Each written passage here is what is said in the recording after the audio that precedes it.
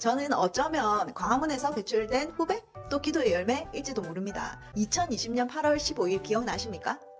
선배님들이 광화문에서 밤을 새워서 기도하고 울면서 기도하고 주일마다 예배드리고 기도하고 그 기도가 쌓이고 쌓여서 응답된 것이 12.7 연합예배라고 생각합니다.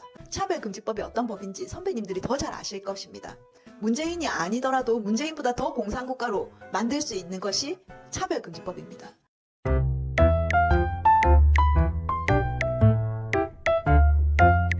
일진의 여왕, 오늘도 북한의 자유와 복음의 소식을 들고 북진하는 여자 이정아입니다. 반갑습니다. 오늘은 선배님들한테 보내는 편지를 띄우기 위해서 조금 귀여운 뽀짝으로 가보겠습니다. 날씨가 많이 쌀쌀해졌습니다. 직녀를 사랑하시는 견우분들 모두 12.7까지 건강 잘 챙기셔서 건강한 모습으로 광화문에서 뵙기를 바랍니다. 오늘은 제 얘기를 좀 나누면서 광화문에서 매주 예배드리는 선배님들에게 전상서를 띄워볼까 합니다.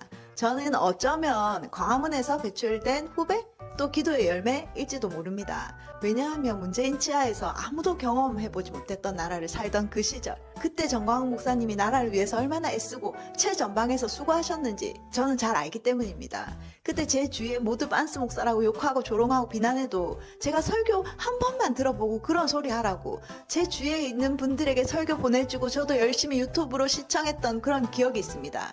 세계로 교회 아닌 좌파 교회에 있었던 시절이라서 더 간절하기도 했습니다. 2020년 8월 15일 기억나십니까?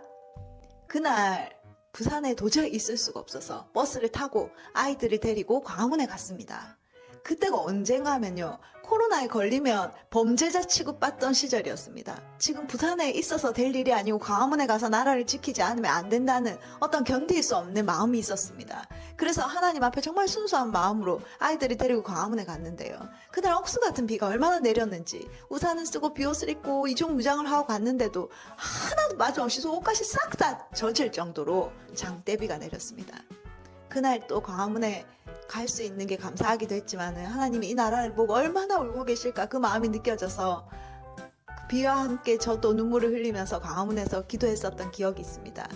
잘 다녀와서 그쳤으면 됐는데 다녀오니까 광화문에 다녀왔다는 것을 아는 주위 모든 사람들, 우리 가족밖에 없었는데요. 그 가족들이 아이들하고 저에게 코로나 검사를 받으라고 정말 압박을 가했는데요. 그때 성경에 나오는 말세가 되면, 마지막 때가 되면 형제가 형제를, 아버지가 자식을 죽는 데 내주고 자식들이 부모를 대적하고 죽게 하고 이런 일들이 있을 거라는 그런 말씀이 진짜 현실이 될 수 있겠구나, 이런 생각이 들었습니다.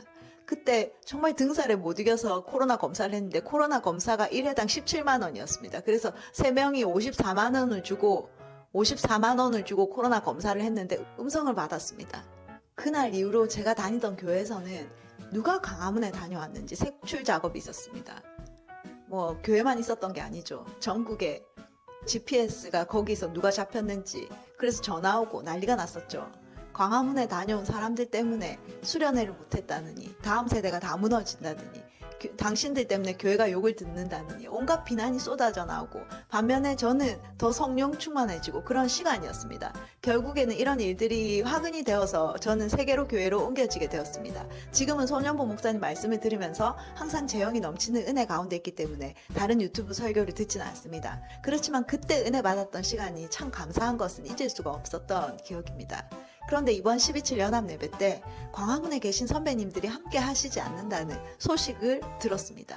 전 후배로서 편지를 한 번이라도 띄워야겠다, 이런 마음이 들었습니다. 지금 아니면 후회할 것 같아서요. 제 영상을 몇 분이나 들으실지는 모르겠지만 후배의 절절한 마음이라 생각하고 귀 기울여서 들어주시면 감사하겠습니다. 이번 12.7을 광화문에서 열게 된 이유는 여러 가지 정황들이 있을 것입니다. 그 정황들은 운영팀들만 아는 이야기겠죠. 그렇지만 저는 이렇게 생각합니다. 선배님들이 광화문에서 밤을 새워서 기도하고 울면서 기도하고 주일마다 예배드리고 기도하고 그 기도가 쌓이고 쌓여서 응답된 것이 12.7 연합예배라고 생각합니다. 12.7 연합예배는 선배님들을 배제하는 것이 아닙니다. 매주 지교회를 섬기느라 나라를 사랑하고 하나님을 사랑하는 마음은 똑같지만 함께 할 수 없었던 이 믿음의 동지들이 이제는 교회별로, 교단별로, 개인별로, 가정별로 다 결단하고 성령의 파도에 몸을 맡겨서 여러분들의 기도의 응답의 열매로 모이는 시간이라고 생각합니다. 그렇기 때문에 서로 함께 한 자리에 모일 수 있음에 감사하고 함께 기도할 수 있음에 감사한 시간이 되었으면 좋겠습니다. 선배님들의 눈물의 씨앗이 있었기 때문에 지금 기쁨의 단을 거둔다고 생각해 주시면 좋을 것 같습니다. 한국교회 100만이 모이는 것이 어찌 한 사람의 결단만으로 가능하겠습니까? 그 전에 많은 선배님들의 기도가 모여서 쌓이고 그래야만 가능한 일이 아니겠습니까?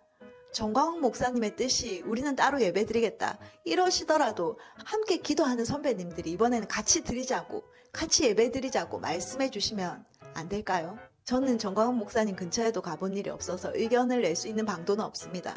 그렇지만 어차피 한 마음이고 한 기도 제목이 아닙니까? 차별금지법이 어떤 법인지 선배님들이 더 잘 아실 것입니다. 문재인이 아니더라도 문재인보다 더 공산국가로 만들 수 있는 것이 차별금지법입니다. 한국교회가 사라지게 되면 광화문이든 아니든 모두 통탄할 일이 생기지 않겠습니까?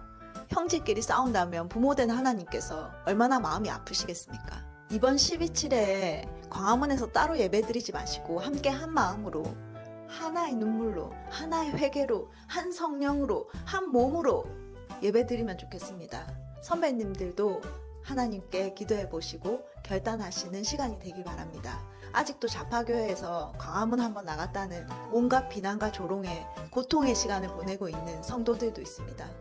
이번에 그런 상황이지만은 죽기를 각오하고 나오기로 결정한 성도들도 있습니다.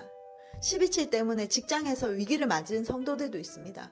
가정에서도 힘든 시간을 보내는 성도들도 있습니다. 학교에서 힘든 시간을 보내는 학생들도 있습니다. 아무리 몸부림쳐도 12.7에 나올 수 없는 성도들도 있을 것입니다. 그들을 대신해서라도 우리가 하나 되어서 예배드리면 좋을 것 같습니다. 광화문에서 탄생된 후배인 저 직녀가 간곡히 간청드립니다. 선배님들 잘 부탁드립니다. 그리고 한 가지 광고가 더 있는데요. 제가 다음 주에는 태국의 글로벌 복음통일 미션 컨퍼런스에 참가하러 갑니다. 소위 나라 태국으로 들어오는 탈북민들의 현장을 볼 수 있는 기회가 생겼습니다. 그래서 다음 주에는 직녀가 없습니다. 기다리시는 분들에게 미리 말씀드리고요. 저는 이제부터 북한 선교사가 되어서 움직이려고 하는데 여러분들이 파송해 주시고 기도해 주시고 후원해 주시면 감사하겠습니다. 잘 다녀오겠습니다. 12.7 구호 한번 외치고 마칠까요? 자녀들에게 바른 신앙 물려주고 싶은 사람들은 12.7에 다 모이자! 차별금지법을 반대하는 사람들은 12.7에 다 모이자! 발에게 무릎 꿇지 않는 사람들은 12.7에 다 모이자! 직진의 여왕은 자유민주주의, 자유시장경제, 기독교 입국론, 한미동맹의 이승만 건국 대통령의 정체성으로 통일한국의 문을 여는데 전력하기로 약속합니다. 끝까지 들어주셔서 감사합니다. 또 뵐게요.